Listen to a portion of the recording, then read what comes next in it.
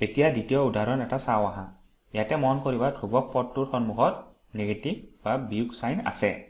এতিয়া ইয়াৰ উৎপাদক বিশ্লেষণ কৰিব হলে আমি প্ৰথমতে x স্কোৱাৰৰ সহগ মানে 6 আৰু ধ্ৰুৱক পদটোক মানে 2 পূৰণ কৰি সেই পূৰণ ফল মানে 12ৰ এনে এযোৰ উৎপাদক বিচাৰি উলিয়াম যাৰ পূৰণ ফল 12 আৰু বিয়োগফল মধ্য পদৰ সমান মানে 1। পদ দুটাৰ বিয়োগফল লোৱা কাৰণ হৈছে ধ্ৰুৱক পদৰ সন্মুখত নেগেটিভ বা বিয়োগ সাইন থকা কাৰণে। এতিয়া দেখা গ'ল যে 3 × 4 = 12 আৰু 4 - 3 = 1। গতিকে 4 আৰু 3 আমি এযোৰ উৎপাদক হিচাপে ল'ব পাৰোঁ।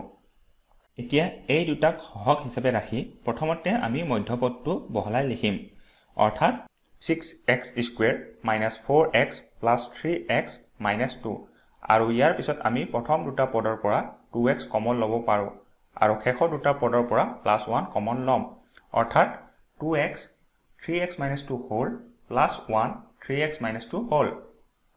ইয়াৰ পিছত আমি দেখিছোঁ যে আমি এতিয়া এই দুটা পদৰ পৰাও আকৌ 3x - 2 কমন ল'ব পাৰোঁ কাৰণ দুটা পদতে 3x - 2 পূৰণ হৈ আছে, অৰ্থাৎ 3x - 2 whole 2x + 1 whole।